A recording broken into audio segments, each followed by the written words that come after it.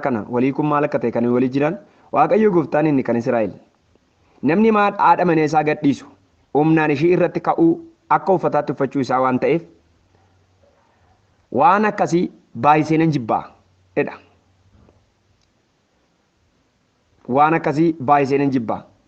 Namni haadha manaa isaa gadi dhiisuudha. Humnaan kan ishii irratti ka'uudha. Mul'ata boqonnaa 2:16. Seera gaa'ilaatiin haadha manaa keetti hidhamteettaa jedheetu gaafata kutaan sun. Yoo sitti hiikamuu hin barbaadin. Qorontoos duraa boqonnaan 7:27. Egaa isaan lama miti. Foon tokko malee. Isa jedhu. Waa'ee humnaan nama irratti ka'uu, haadha manaa irratti humnaan ka'uu gaafa ilaallu bara kana keessa baay'ee iyyuu hin jiru garuu yeroo baay'ee humnaan nama irratti ka'uu, haadha manaa, abbaa manaa ofii kana haadha manaa kana reebuu, dubbii xiqqoof jedhanii caccabsuu, mataa buruskuu, miila cabsuu, miidhuuni aadaawwan darban keessatti jiru. Har'a garuu jira garuu akkaataan jiraachuu isaa gargari. Har'a qixxee nama wal reebna itti obboleettinis. Inni zarrafe naan ishiin zarrafetti. Lamaasaa jiraachuu hin qabu. Inni qixxee wal reebus inni duwwaanis irratti gooftaa ta'u innis hin ta'u. Toora qaba, sirna qaba, saabirii qaba hundumti isaayyuu. Ani jireenya koo keessatti namoota baay'ee wajjiniin gaa'ila hiikeera yookaan gaa'ila hiikame argeera. Hidhaa gaa'ila keessaa hiikeera baay'inaan mari'achuudhaan kadhachuudhaan isaan haasofsiisuudhaan guduunfaa gaa'ila gidduutti jiru baay'ee isaa hiikeera. Garuu maalinni wantooti mul'atu baay'een isaa tokko humnaan irratti ka'uu isatu qaba bakka bakka. Maaf uubama fuudhuu hin qabdu jedha. Bakka garmalee haaboo kana garmalee irratti qabaachuu barbaada. Dhiirri tokko tokko immoo haadha manaa isaa irratti. Haaboo kana silxaana kana garmalee fayyadamuu barbaada. Bishaan maa qallateedha. Amma bishaan maa qallate abbaa manaa jedhu haati manaa dandeessee wajjin hin jiraattu. Warri dhiirota yeroo tokko tokko bishaan maaliif qallateedha. Haadha manaa isaaniitiin bishaan qalliftee har'a hidhee balaa buusa. Bishaan kadhuu qallachuus furdachuus hin danda'u. Wantoota akkasii jechuudha. Waan dubbatamuu hin qabne namoota dubbatan jechuudha. Isa kanaaf dubbii ulfaatan akkasii hin jiraatu yeroo tokko tokko. Sababuma abbaa manaa ta'eef abummaan itti dhaga'ame, silxaanni itti dhaga'ame kan toor malee immoo abuusaa fayyadamu hin jiraata. Kanarraan kan ka'e reebuu baay'isoo yeroo kana darbee nan arga. Namoota dhiyoo kana naannuma hin jiraadhutti tokko haadha manaasaa qaansiraa oltee galte jireenya biyya keenyaa beektu dhagaa baachaa oltee galte galgala dubbii xiqqoo tokkotti kaasee ilkaan irraa dhangalaase. Ilkaan irraa dhangalaase egaa saabooddee poolisoonni dhufanii qabanii deemanii ilkaan sun maal akka ta'e ergasiitti deebi'ee hin hubanneeni. Egaa hin dhaabsisaa fi hin maayessaa fidee dhaabsisaaf an qaansiraa hojjetu waliini. Inna addumaan immoo kiristaanota gidduutti lolli baay'ee baay'ata. Maaliif jennaan seexanni gaa'ela kiristaanotaa diiguudhaaf wanti isheen hin goone hin jiru. Kanaaf sirrii miti. Hafuurri hamaan yeroo baay'ee gaa'elaan hin morma. Keessumaa gaa'ela Waaqayyoo dhaabe. Maaliif mormaan yoo jettan gaa'ela xuraa'aa gaa'ela biyya lafaa kanarraa xuraa'aa hin jiru. Gaa'ela dhiiraaf dhiiraa, gaa'ela dubartii dubartii yookaan gaa'ela hiikatuma akka oolu namni sun jira. Hafuurri hamaan yeroo tokko tokko waldaa keessaa yeroo namoota kadhan akka kana jedhee abbaa manaan jibbisiisa. Isinii galee abbaa manaan jibbisiisa. Ittan xireessa, ittan ajeessa. Isinii galee kanaaf lola seexanaas ta'uu danda'a. Walirratti ka'uun amma kutaana ni dubbisee kuni. Walirratti ka'uun kuni maddi isaa seexana yeroo baay'ee. Wal jibbisiisa. Afaan wal jala dabarsa. Nagaa akka walitti haasa'uu malan wal jalatti intinaadha. Isa kanaaf kan eeggachuun baay'ee murteessaadha jechuudha. Haadha manaa keetti seera gaa'elaatiin haadha manaa keetti hidhamtee taa'edha. Yoo sitti hiikamuu hin barbaadin jedha kutaan kun. Itti hiikamuu hin barbaadin. Isaan lama miti foon tokko malee kan jedhe gooftaan keenya Yesuus Kiristoos Maatiyos boqonnaa 19 lakkoofsa 6. Kutaawwan kun namni gaa'ela keessa gale tokko gaa'ela sana diigee yookiis gargar kutee keessaa ba'uu akka hin dandeenye nu barsiisa. Walii kun salphaadha bara keenya kana. Walii kun baay'ee salphate. Gaa'ela dhaabuun akkuma salphaa ta'e hiikuun salphaadha bara keenya keessa. Akka salphaatti dhaabaa akkuma salphaatti hiika. Surreen utuu fiiganii hidhatanii utuu fiiganii namarraa ba'a akka jedhamu jechuudha. Walii kun seera biyyaa irraa malee seera waaqayyoo isa qulqulluu keessatti raawwatee hin jiru. Gara waajjira mootummaa yoo deemte, gara waajjira qabalee yoo deemte, gara mazagaajaa yoo deemte hiikii siin jedha. Hiikuun dandeessaa mirga qabdaa. Bireedistii tokko kennitee bireedistii tokko fudhattee, cilfaa tokko kennitee fi cilfaa tokko fudhattee mana gargar kutattee hin dandeessaa siin jedha. Caafanni qulqullaa'aan keenya garuu gaa'ela hiikuu jechuun edha. Gaa'ela hiikuu jechuun foon ofii yookaan qaama ofii kana bakka lamatti gargar tarsaasuu jechuudha. Fakkeenyaaf harka tokko gar tokkotti, harka tokko gar tokkotti, miila tokko gar tokkotti walakkaatti gargar cituu jechuutti qaba. Sababni isaatu foon tokko. Foon tokko jechuun qaama tokko jechuudha. Qaama tokkodha. Fakkeenyaaf aniididhaan qaama tokkodha. Bakka lamatti gaafa ba'u jiraachuu nan danda'a? Hin danda'u.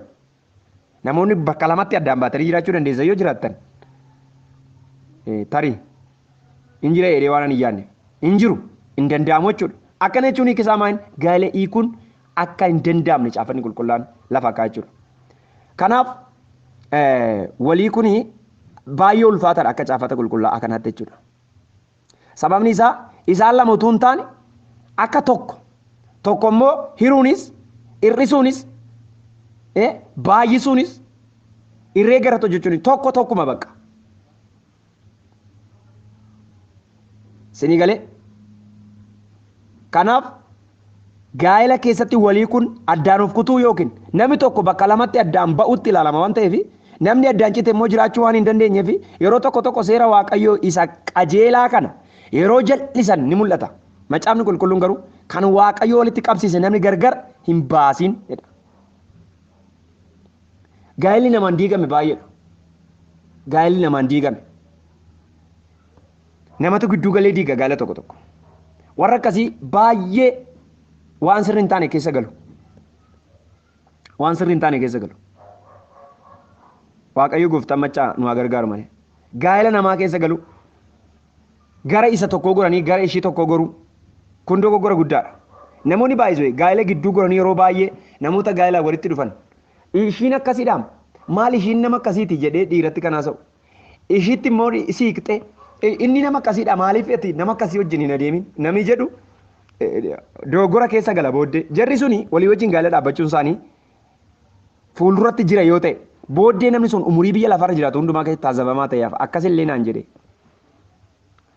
Ankoon isinitti hima. Ani yeroo namoota utuun gaa'ela dhaabin namoota baay'ee wajjin gaa'ela haasa'eera. Nan haasa'eera. Seerri isin haa eegu waan biraa ani baay'ee jireenya koo nama eeggachaa turedha. Jechuu son baadhee waaqayyotu beeka. Haa ta'u malee wajjin nan haasa'a. Gaafa haasa'u waaqayyoon nan kadhadha.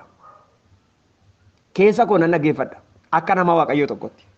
Wanti sun toor malee ta'eetu natti mul'ata sammuu kootti taanan nama dhaggeeffadhetu hin taane ofii qofaan kutaa waan sana. Kuni namatu na geggeesse miti. Ofuma kootiif waan dhaaba. So namoota baay'ee maqaa dha'ee wajjiniin immoo gaa'elaaf haasa'eera. Haasaa gaa'elaa keessatti garuu dogoggora kan biraa keessa tarkaanfii kan biraa keessa utuu lixiin bakkuma jirutti dhaabuudhaan namoota muraasa haasofsiise booddee nama naa taatu tokko irrattan ija koo hambise. Isa kanaaf akkana gaafan jedhu namni tokko al tokko dhiira 100 qabee kan jiru shamarran jiru. Dhiirri tokko immoo shamarran hedduu haasofsiisu. Sunis haadha manaasaa sun haadha manoota baay'ee qabu dargaggoonni fuun yeroo baay'ee haadha manoota baay'ee qabu. Sunis haadha manaasaati sunis haadha manaasaati sunis haadha manaasaati. Shamarran tokkos akkasi. Ishiin sunis abbaa manaa ishiit inni sunis abbaa manaa ishiit inni abbaa goofarees inni intinaas inni asii inni baalees inni boolees kun abaarsa guddaadha. Waaqayyo namoota akkasii kana otoo arge akkas jedhan natti fakkaata. Saba koo gannaa lakkisiisin jedha Waaqayyo jedhu natti fakkaata raajonni warra akkasii kana otoo argani. Isa kanaaf kuni baay'ee rakkisaadha jechuudha. Kanaafuu gaa'ela kun qalma waaqayyo tolfamootiif dhiyeeffamu waan ta'eef waaqayyo irratti cigaamaadha. Warra wal fuudhuu kan walitti qabsiisu waaqayyoo fi seera waaqayyo isa qajeelaa qofadha. Maatiyus 19:3-6, Roomee 7:2-3. Waan waaqayyo walitti qabsiise kan gara baasuun abaaramaa waan ta'eef jibbamaadha. Kanaafuu walii kun akka macaafa qulqulluu keenyatti kan hin eeyyamamne, eeyyama kan hin arganne ta'uu isaati jechuudha.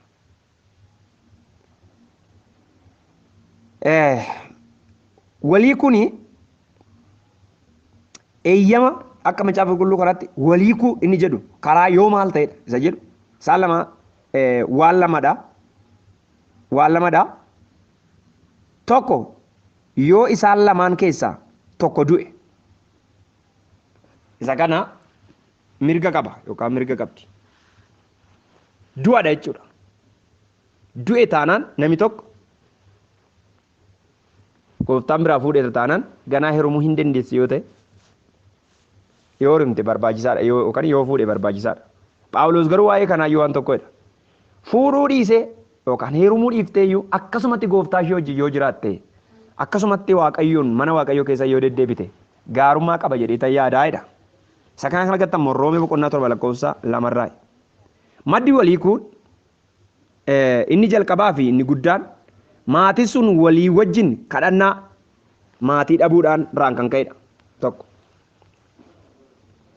Tokko du'aadhaan sin hin jedhe kaawwaraa walii kun lamaffaan ejje yoo ishiin ejjite maleedha waan ta'eef gooftaan keenya Yesuus Kiristoos yoo ishiin ejjite baasuu hin dandeessaadha. Ejjite jechuun already qaami ishiin yookaan bifti ishiin amanummaa qabdu sun jijjiiramee xuraa'eera jechuudha. Qaama tokko otoo hin taane qaama lama taateetti ishiin. Isa kanadha. Maddi gaa'ela waliikuu garuu yeroo ta'e hin ilaalu inni guddaa tokko walii wajjiniin sagalee waaqayyoo dhaga'uu dhabuu, walii wajjiniin yeroo marii dhabuu, yeroo kadhannaa dhabuu, inni kun baay'ee ulfaataadha. Maatiyus 18:19 sababni isaa lafa kadhannaan jiru waaqayyotu jira waan ta'eef seexanni karaa argatee gaa'ela sana diiguus booressuus hin danda'u. Kana qofa utuu hin taane abbaa manaa fi haati manaa maree dhabuun illee gaa'elli sun akka kufuuf sababa ta'uu danda'a. Walii kun summii gaa'ela ajjeesuudha. Mariyaa dhabuu. Waa'ee marii duree mataa isaatii yoo qabaate gaafan dubbadhu xinneessee namoonni gaa'ela dhaaban walii wajjin yeroo haasaa hin qaban yoo ta'e gaa'elli sun rakkina keessa gala. Abbaa manaa tokko haadha manaa isaaf yeroo hin kennu. Yeroo kennuutu irra jira. Walii wajjin haasa'uu, taa'anii haasa'uu, waa'een jireenyaa hin maratama, marii barbaachisaa, waa'een bultoo marii barbaachisaa, walii wajjin haasa'uun baay'ee barbaachisaadha. Malee wanti mariin keessa hin jirre ulfaataadha. Wanti godhamu hundinuu mariidhaan godhama. Anatu beekaadhaan kan godhamu gaa'ela keessatti miti jechuudha. Isa kanaaf walii kun baay'ee ulfaataadha. Walii kun macaafni qulqulluun hin iyyamu, karaan hin iyyamu, karaa lama du'aaf ejja duwwaadha. Kanaan ala walii kun kan haasa'amu gaa'ela keessatti hin barbaachisu jechuudha. Garuu addunyaan warra jireenya keessatti gaa'ela hiikuun baay'ee xinnoo bakka akka barbaade fuudheen ilaala. Istiik ka'een gaa'ela dhaabee ilaala. Ilaaluufi malee wajjin jiraachuu miti jechuudha kan fuudhu. Isa kanaaf namoonni gaa'ela ilaaluudhaaf dhaaban obboleettota keenya baay'ee rakkisan. Ilaaluudhaaf ilaalee baasaa jechuudha. Ilaalee baasaa jechuudha. Kanaaf ilaalamuu hin dhaqin. Waaqayyo gooftaan machaa hafuura kana haadha biyya keenyarra. Kanaaf an barbaade nama barbaade fuudhaa deema bakka. Fuudhaa deema. Obboleettonni tokkos bakkuma arganitti heerumaa deemu bakka. Kuni gaa'ela jedhama otoo hin taane ija waaqayyo duratti ejja jedhameetu ilaalamaa jechuudha. Walii kun gosa qabaa? Mee walii kun gosa maalii qaba? Gosa waliikuutu ilaalla. Gosa waliikuu. Namni addunyaa kanarratti karaa lama gurguddaadhaan waliika yookaan gaa'elli karaa gurguddaa lamaan hiikama. Karaa tokko addunyaa isa mul'atu gargar ba'u yookaan karaa isa mul'ataadhaan gargar ba'u jenneetu amma akka wal baasu waliikuu walirraa amma yareechuu jechaa olledha. Isuma naasaa olee waan ta'eef irra hin deemu. Karaa addunyaa isa mul'anne yookaan hafuuraan gargar ba'u inni jedhu kun garuu maal jechuu akka ta'e walii wajjin ilaalla. Karaawwan kana lamaan keessaa kan addunyaa mul'atu armaanutti ilaalladha. Karaa addunyaa yookaan addunyaa afuuraa karaa hin mul'anne kana jechuun maal jechuu akka ta'edha xinnoo kana walii wajjin ilaalu. Namni karaa kana lamaan duwwaadhaan walii qaba. Gaa'elli karaa kana lamaan walii qaba. Karaa mul'atuuf karaa hin mul'anne. Karaa mul'atu jaarsa biyyaa mana seeratti dhaqame yookaan waan garaagaraatti namni mi'i gargari nameet gargara ba'ama kan biraa dhaqee fuudha. Ishii wajjin isoo ta'uu baate gargar hiika yookaan biraa dhaqxee heerumti hin danda'amne taanaan si hiikuu nan danda'a. Namni si duwwaa jiraayi, dhiirri si duwwaa jiraayi yookaan shamarran si duwwaa jiraayi jedha kaabbileessi keenyas. Kanaaf qaalaatochiin kun kan seexanaati waaqayyo bira kan maddanatu hin taane jechuudha. Namoonni tokko tokko immoo inda'uun ani dogoggoreensi wajjin jira malee ati akkasidha, ati akkasidha, ati akkasidha haadha manaa koo iyyuu miti durumayyuu nan dogoggoreedha. Egaa waggaa 2-3 wajjin jiraate haadha manaa koo miti jetteedhaan. Garuu daqiiqaa itti wajjiniin adeemsa jalqaban sanaa jalqabee inni yookaan ishiin walii wajjiniin abbaa manaaf haadha manaadha yoo karaa dubbii waaqayyoo yookaan karaa dura amanamummaadhaan wal bira ga'a yoo ta'e. Kanaan ala baxamoo isaaniitu kallattii garaagaraarra wal arge yoo ta'e ammas kun gaa'ela miti. Ishiinis jireenya biraarra inni jireenya biraarra kallattii biraarra imalanii namoota baay'ee wajjin hidhata hiikkataniitu ammas dhufanii wal argan yoo ta'e ani kunis gaa'ela jechuu hin danda'u ija dubbii waaqootiin gaafan ilaalu. So addunyaa afuuraa keessatti walii kun akkuma armaan olitti tuqamuuf ani yaalaa ture. Afuura tokkoo fi yaada tokko dhabu walii wajjin yeroo kadhannaa fi maree dhabu irraa kan maddu yoo ta'u dhiiraa fi dubartiin gaa'elaan walitti hidhaman karaa hundumaan tokko ta'uu qabu malee karaa tokko yookaan karaa tokkoyyuu gargar hiikamuun isaan irra hin jiru.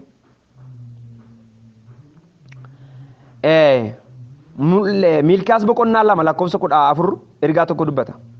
Namoonni dura addunyaa afuuraa keessatti yeroo walii kan sana booda fedhii walii dhabuun waan dhufuuf addunyaa mul'atu keessatti walii kun hin rakkisu.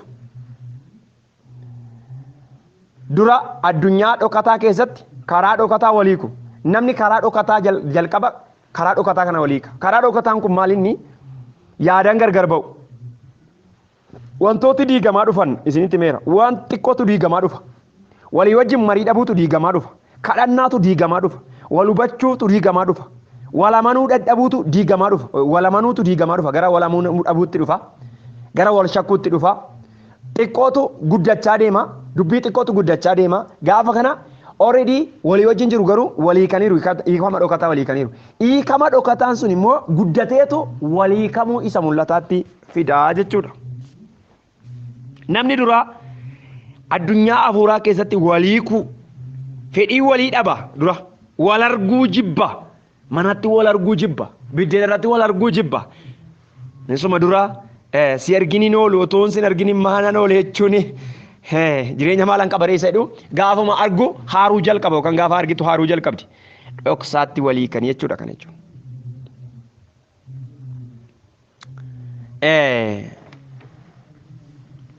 Addunyaa dhokataa waliikuu kanaa keessatti namoonni baay'een mana tokko keessa jiru malee gaa'ela hiikkatanii jiru. Ani nama waggaa 3 siree gargar baafatee mana tokko keessa jiraate argeera. Siniif adeessoodhi. Waggaa 3 siree gargar baafataniitu mana tokko keessa jiru. Ollaan abbaa manaaf haadha manaadha jedhaan. Waldaan haadha manaaf abbaa manaadha ittiin. Garuu isaan mana keessatti walii kaniiru. Namoota baay'eetu jira. Gaa'ela jechuun garuu baay'ee ulfaataadha baay'ee. Waggaa 3. Maal rakkinni keessan? Itti gaafadhan dhannee gaafannu. Ayi. Isatu waan akkas akkasaa mala akkas akkasii qaba. Ishiin immoo akkas jetti. Inni immoo akkas jedha. Waggaa 3 siree gargar baafatanii walirraa garagalanii akka kanatti waggaa 3 nama isaan kun maal jedhamu hiikama dhokataa jechuun isa kana warra mana keessatti mana tokko kireeffatee otoo wajjin jiru otoo mana tokko keessa jiranii warra walii kan bishaan jarikaanii tokko dhugu walii kaniiru waxii shiroo tokko cilfaa tokko hinqishatu walii kaniiru mana tokko keessa balbala tokko qulfii tokko banatanii galu walii kaniiru hiikamni akkasiis jira. Gaa'ela hiikuun isa kanadha. Hiikaa dhokataan isa kanadha. Namoonni baay'een har'ayyuu gaa'elatti jiru isinitti fakkaatu malee hiikamaadha gaa'elli isaanii. Gaafa namni mana isaanii dhaqu afaan tokkoon seenaa buna dhugaa kanadhaa jedhu. Gaafa achi ba'an garuu waliin ootu. Gaa'ela hiikamaa mana keessaa hiikamaa dhokataa jechuun isa kanadha. Ciisichi gaa'elaa isaan gidduu hin jiru. Quunnamtii saalaa yookaan ciisichi qulqullaan inni waaqayyo waliif isaan kenne isaan gidduu hin jiru. Seexanni rukuteera. Wal jibbisiiseera. Inni kun dhokataadha. Buddeen isaanii mana kiraa fedhaniitu walii wajjin jiraatu. Mana tokkotti galu malee inni yeroo biraa gala yeroo biraa bakka walii wajjiniin toorri isaan walii wajjiniin itti fufan hin jiru jechuudha. Kana baay'ee isaa keessan galu. Garuu gaa'elli hiikamaan mana namoota baay'ee keessa jira. Har'ayyuu waldaa kiristaanaa keessa jira. Har'ayyuu hiikamaadha bakka gaa'elli baay'een hiikamaadha. Waaqayyo gooftaan maccaa nu haa gargaaru. Gaa'ela jechuun gaa'ela qaamaan, miiraan, fooniin, hafuuratti hidhata walii qabu jechuudha malee gaa'ela kana miti. Karaa lamaan kana hiikamni gaa'elaa akka jirudha walii wajjin kan ilaalle. Bu'aawwan waliikuu muraasa isaa yoo ilaalle namni gaafa gaa'ela hiiku maal ta'a? Bu'aawwan waliikuu raawwate waan gaarii of keessaa kan hin qabne bu'aa hamaa fi kufaatii qaba. Bu'aa gaa'ela hiikuu muraasa yoo ilaalle wanta baay'eetu jira garuu muraasa isaanii ilaalla. Gaa'ela hiikuun namoonni gaa'ela hiikan maraatuu yeroo isaan ta'an nan argan. Sirrii miti sammuun isaanii. Namoonni gaa'ela hiikan gaa'ela ganaa dhaabuufis hin jibbu. Lammaffaa fakkeenyaaf shamarran dhiira biraa wajjin jiraattee yookaan ta'uu fi didee itti gargar baate tokko deebitee dhiira biraa wajjin jiraachuu hin yaaddofti. Dhiirri sunis isuma itti fakkaata. Dhiirri sunis isuma itti fakkaata. Bakka yeroo hundumaa isuma itti fakkaata. Namuma sana seeti bakka. Namichuma isa dura ishee irratti hamaa hojjete sana. Baay'ee wanti nuyi tuqdee bira darbuu nurra jiru waa'ee waliikuu irratti fakkeenyaaf gaa'ela kana tokko utuu gaa'ela hin godhatin dura itti yaaduun baay'ee barbaachisaa ta'uu isaa tanaan dura akka laalle. Namni kun wal baruu kan jedhu mata duree darbe keessatti ilaalleerra nan yaadadha. Wal baruuni mata duree guddaadha. Amala isaa amala ishee, jireenya isaa jireenya ishee, obsa ishee obsa isaa, dandeettii isaa dandeettii ishee, adeemsa isaa adeemsa ishee wal baruun baay'ee murteessaadha. Kana hundumaa bartee murteessiteetti itti galta taanaan garuu ba'aa inni sirra kaa'u hundumaa baachuuf you are free. Firiidha jechuudha ba'aa inni sirra kaa'u hundumaa baachuudha. Garuu dura amala isaan barre yoo ta'e ofii murteessine dura yoo ta'e ejjennoo haaraa fudhatta achi keessa dhaabatteetu. Kanaaf dhaloonni har'aa kun wal baruu dura gaa'ela godhata. Erga gaa'ela godhatee ganaa wal bara. Kuni baay'ee dogoggora guddaadha kun. Isa kanaaf walii kun kan baay'atu utuun bariin dhaqxee wajjin itti galte utuun bariin dhaqee fuudha hin barre ishee eenyummaa ishee hin barre amala ishee hin barre tarii rifeensa ishee arge tarii funyaan ishee arge tarii birrii ishee arge tarii yoonii nagaraadha waan ta'e ilaali. Kanaaf hiikamni isaa kan baay'atu isa kanaaf ammani ija jabaadhee kanan hin faranne tokko qaba. Fakkeenyaaf gaa'ela tokko dhaabdee shamarreen tokko dhiirri tokko shamarreen tokko buleettiin tokko gaa'ela tokko dhattee dhaabdee namni suni yeroo hundumaa billaa irra qaluuf yoo ta'e in ajjeesuuf itti yeroo hundumaa gama yoo ta'e yoonee fala wayii barbaadadhu yookaan karaa waldaa kiristaanaa yookaan karaa gorsa karaa dubbii waaqayyootti barbaadadhu jedhan malee galgala sana du'i manuma sana hirtii gargar hin bahin jechaan hin jiru. Fala tokko barbaadachuutu irra jira. Innis maal sirreessuudhaaf yaaluutu irra jira. Maal gochuuf karaa waldaa kiristaanaa yoo karaa waldaa kiristaanaa hin dhagaamte ta'e karaa waldaa kiristaanaa oo miizee qabdi yoo ta'e immoo karaa miizee ishee kanarra karaa hiriyoota ishee mariisa irratti gaggeessuun waa hubachiisuuf yaaluun baay'ee barbaachisaadha. Tiriitimentiin godhamuun isaa baay'ee barbaachisaadha. Malee nama heeboosi keessa baasuu barbaadu tokko waraaname du'i dhiigni kee achumatti abadu jechuun ulfaataadha. Erga itti galte gatii akkasii baasisu beektee garuu irratti yaadi baay'ee itti yaaduun si gaafata jechuufani malee. Namni tokko isa toona dhiise ani maalan godharee eddu dhufanii yeroo nama riisisuu dhufan. Noo kan biraa qaba. Kan biraa qaba taana maaltu hojjisiisa rakkisee hin jedhan. Ti adda bahii jiraadhu. Inni haadha manaa biraa wajjin jiraata yoo ta'e.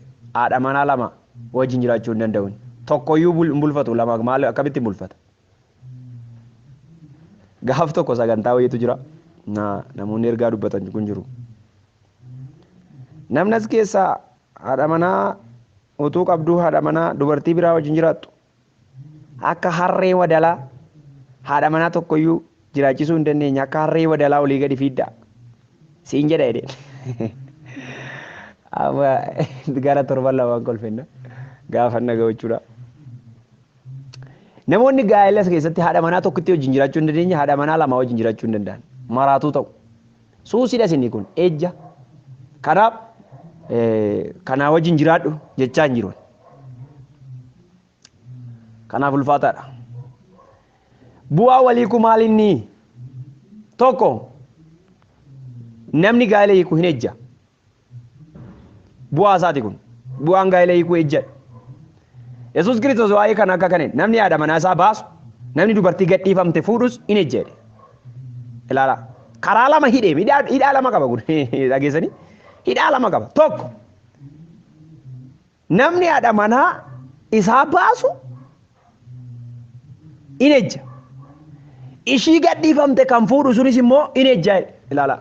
Ishiin gadhiifamtes yoo heerumte hin ejjite jechuudha.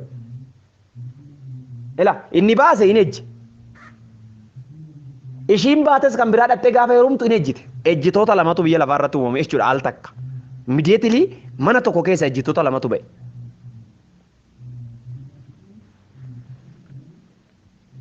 Maatiyos 5:32. Ejji xuraa'ummaa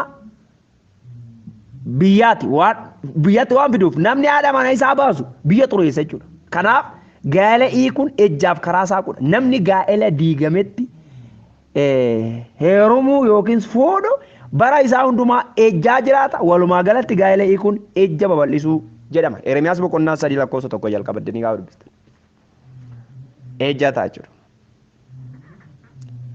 Shamarran gadhiifaman, shamarran dhiira biraa wajjin jireenya dabarsanii gadhiifaman fuudhuun ejjuudha jechuudha. Dhiira dubara yookaan shamarree biraa wajjin mana dhaabee takka olii gadi namoota wajjin baay'ee la uumama haaraa gaafa ta'an nutti dubbadha isa kana. Wanti dubbachaa jiru kun ulfaataa ta'uu isaanis beeka utuun beekuun dubbadha. Uumama haaraa. For example amma nuyi Kiristoos Yesuusiif uumama haaraadha. Erga Yesuus Kiristoosiin amanne nuyi uumama haaraadha. Uumama haaraa kana taanee garuu tooraaf sirna caaffanni qulqullaa'an jedhu kanarraa kar lama kar sadii karaa qabna yoo ta'e macaafni qulqulluun kanarratti eegsii kan nurra qabu. Amma namni tokko otoo gooftaan argatin jireenya biyya lafaa jiraachaa ture. Achi gaafa dhufu garuu inni uumama haaraadha. Yookaan ishiin uumama haaraadha. Kanaaf sansalata yookaan toora dubbii waaqayyoo dhufanii galaniiru jechuudha. Erga toora dubbii waaqayyoo dhufanii galanii garuu achirratti hundee godhachuutu irra jira. Kanaaf gaa'elli hiikamu ejja babal'isa. Inni lammaffaan saba waaqayyoo irra adda ba'ee oomisha. Saba waaqayyoo irraa adda ba'ee oomisha. Innis maaliin? Ermiyaas 3:1 jalqabaan 9 Israa'el akka haadha manaa ishee hiikkatteetti waaqayyo gooftaa ishee irraa adda baate waaqayyo sabni isaa yeroo ejjitoota waaqa tolfamaa ta'uudhaan akkuma kutaa darbee keessatti jenne gaa'elli yoo qabaan isaa tole jannata yoo bade immoo Si'ool isa lafarraa kana jenneetu turre. Gaa'elli lafa irratti diigamuu isaa waaqa irraa gaa'ela cidha oolichaatiin bakka buufamuu akka ta'e ilaalleerra. Biyya lafaa kanatti cidhi yookaan gaa'elli sirriin cidhi bareedan ulfina waaqayyoof ta'u gaaddidduu cidha warra waaqarraa isa dhagnee Yesuus Kiristoosii walitti dabalamnee qulqulloota wajjiniin amanamummaa of keessaa qabaachuun irra jira jechuudha. Inni kan lafarraa kunis namni akkasumatti gaa'ela isaa yoo diige biyya diiguu waan ta'eef mootummaa waaqayyootti galuu hin danda'u. Sababni isaa biyya gaa'elli baay'inaan keessatti diigamu keessatti ejjitoota baay'ee bara sanii guutuu ejjaa jiraatantu biyya guuta.